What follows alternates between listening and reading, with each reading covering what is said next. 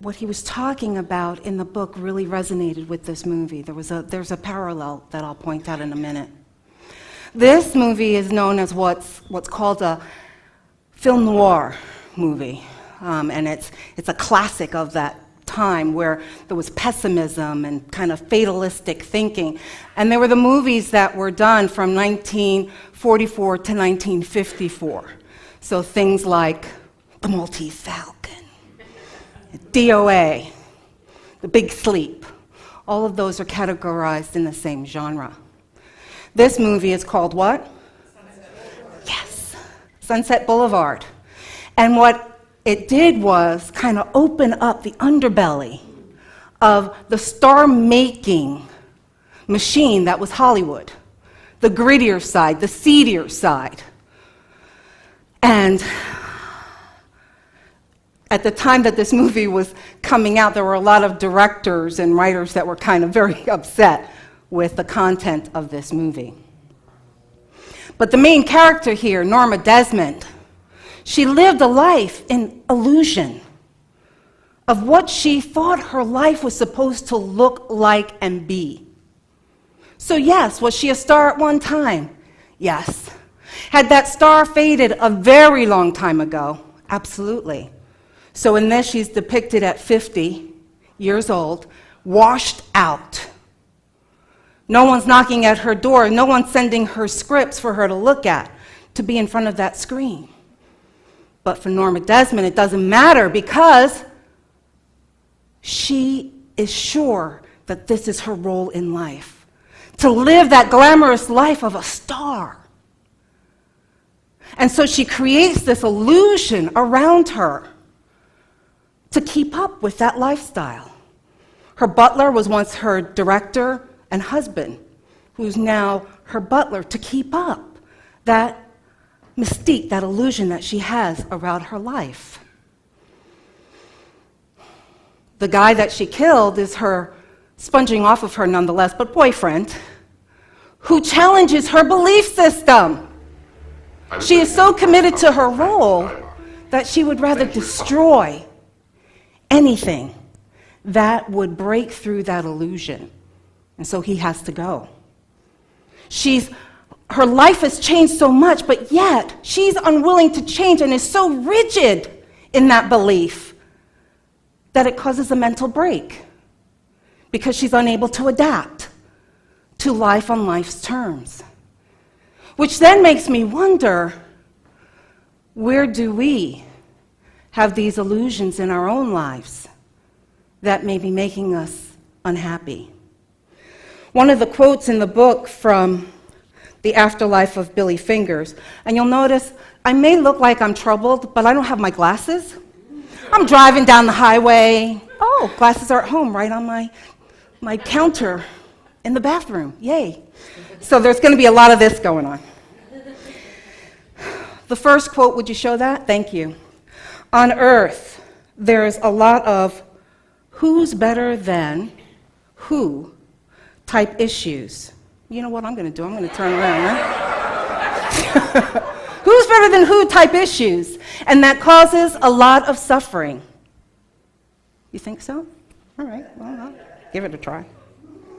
Okay. Oh, yeah, look, I can see. It's a game devised by the forces of Maya or illusion to make people unhappy. That's one of the purposes of illusion, human misery. Human misery. So what roles are you holding on to in your life that may be causing you some misery? Are you still holding on to the role of being the successful son, the perfect couple, the devoted daughter, the savvy business person, the corporate raider, the good girl, the bad boy, right? Those are all personalities and personas and roles that we take on as we're here on this planet. And yet, is that truly who we are?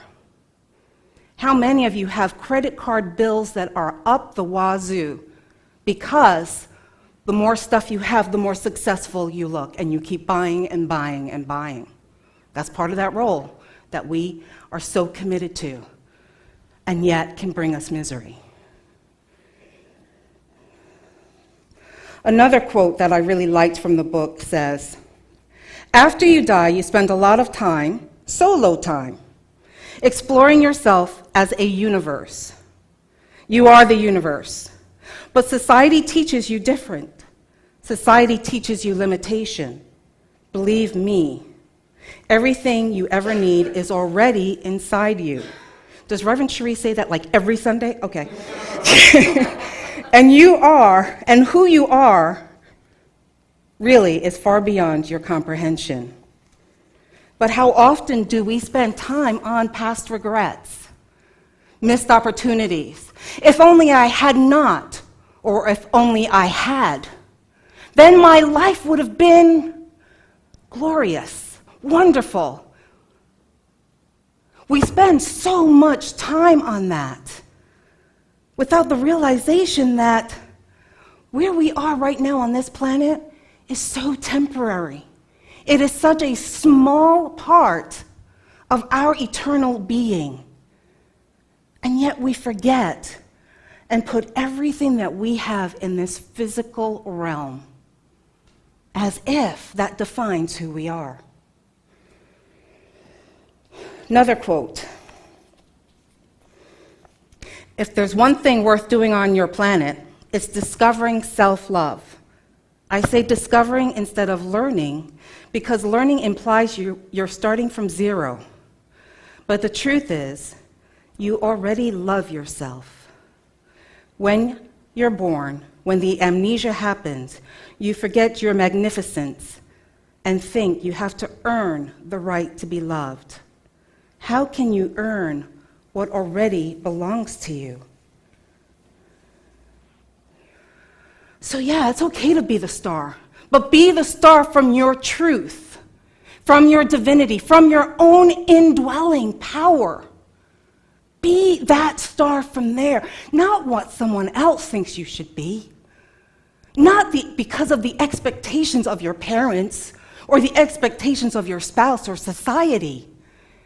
Be that powerful star from within out, knowing you are eternal. There's a big difference between the two.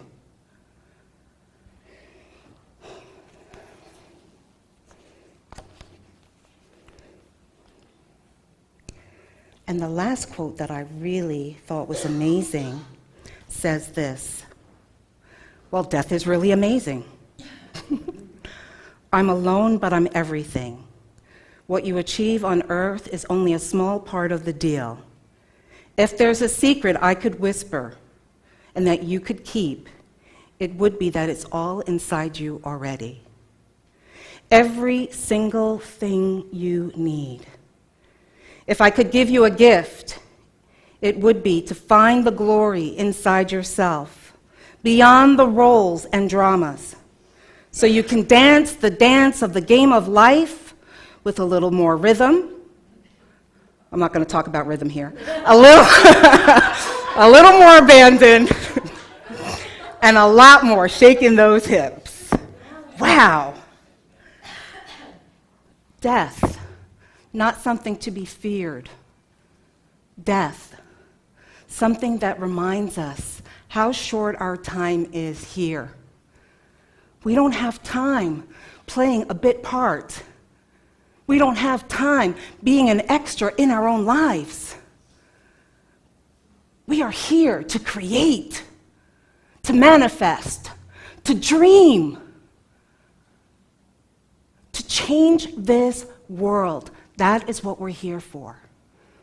So I invite you, be the stars, people. Don't be small. It doesn't serve you. It doesn't serve this planet.